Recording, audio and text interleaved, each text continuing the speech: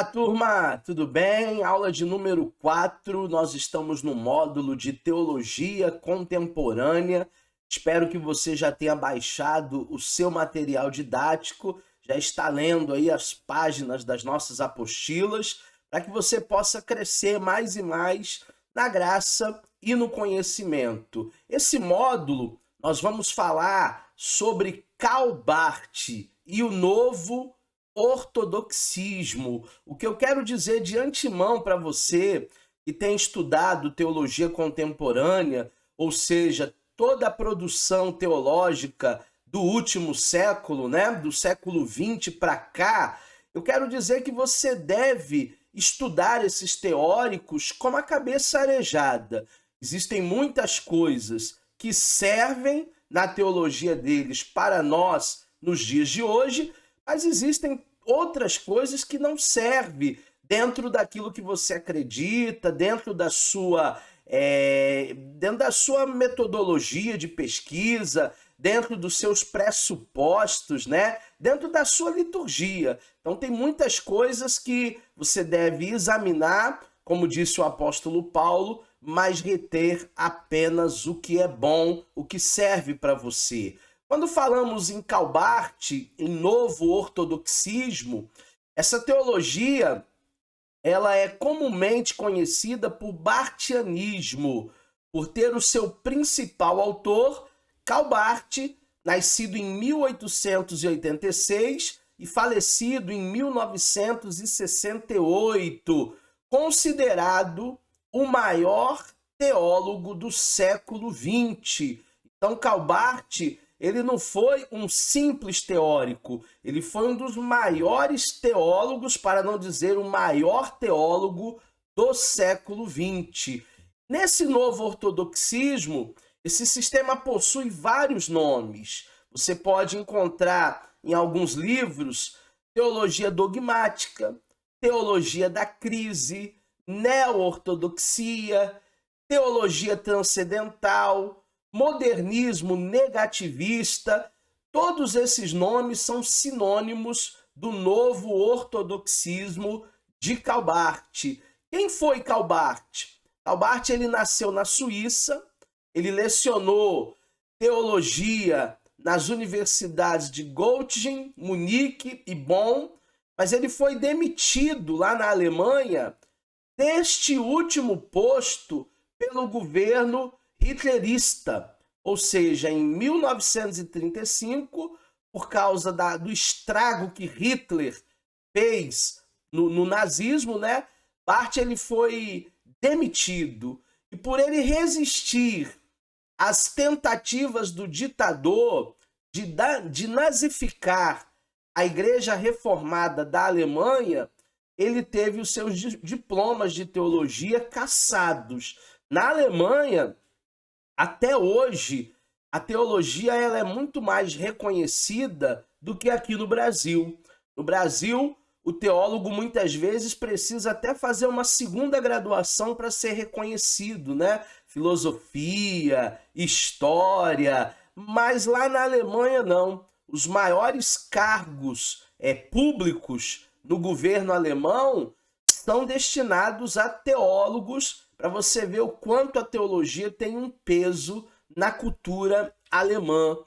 Com a derrota do nazifascismo, ele recupera sua cátedra em Bonn, de onde mais tarde ele se transfere para a Basileia e ele se aposenta em 1961 e iniciou assim a elaboração da sua teologia. Então, a teologia de Barth nada mais é do que um apanhado de tudo aquilo que ele lecionou nessas universidades.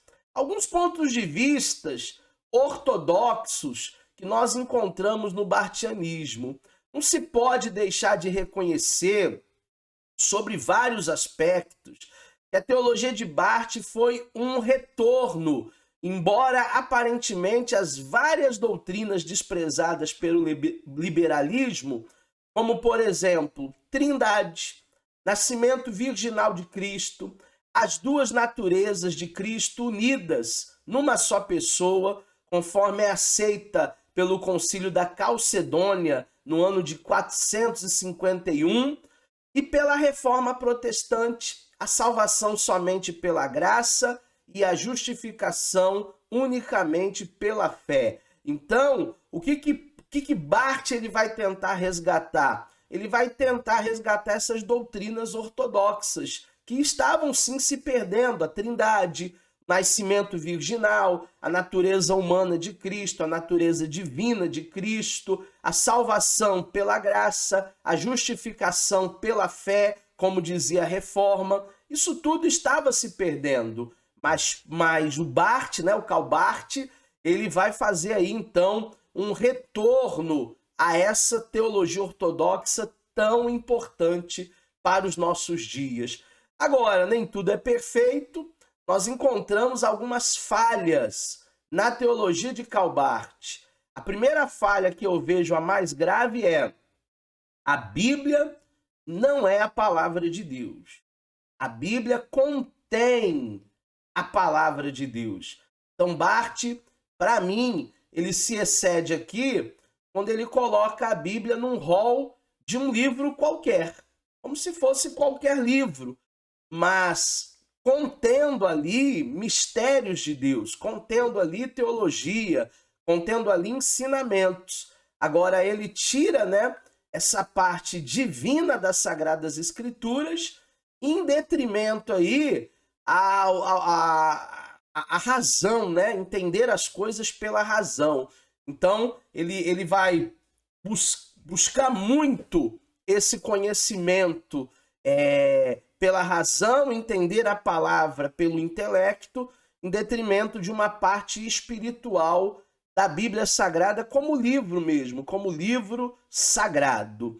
Em segundo lugar, ele estabelece um falso contraste entre a autoridade espiritual da igreja, por ele aceita, e a sua autoridade legal, que ele rejeita. Ou seja, ele vai deixar a porta aberta para uma discussão doutrinária, porque da mesma maneira que ele aceita uma autoridade espiritual da igreja, ele não aceita uma autoridade legal, parece meio dúbio, né, no tocante às esferas de autoridade. Em terceiro lugar, o mundo está cheio de contradições, inclusive na religião, e por isso os seguidores dessa escola admitem sistemas que se excluem mutuamente. Então, eles mesmos implantam um sistema nessa escola, barthianismo, e eles excluem esse sistema. Parece que criam uma tese e uma antítese, né, da mesma coisa que acreditam. Isso é muito perigoso quando você começa a olhar só para o lado negativo, só para as contradições, quando você começa a buscar defeitos, quando você quer encontrar pelo em ovo. Isso é muito perigoso. É claro que o mundo está cheio de contradições, mas na Bíblia não há contradições. Na Bíblia nós temos problemas de traduções, de versões, mas contradição não há na Bíblia. Somos nós que não sabemos fazer uma boa leitura. Em quarto lugar, não se deve dizer um ou outro, mas se deve dizer um e outro. Isso equivale, por exemplo, a aceitar a doutrina de que Jesus é o único mediador entre Deus e os homens e, ao mesmo tempo, admitir também a mediação de Maria.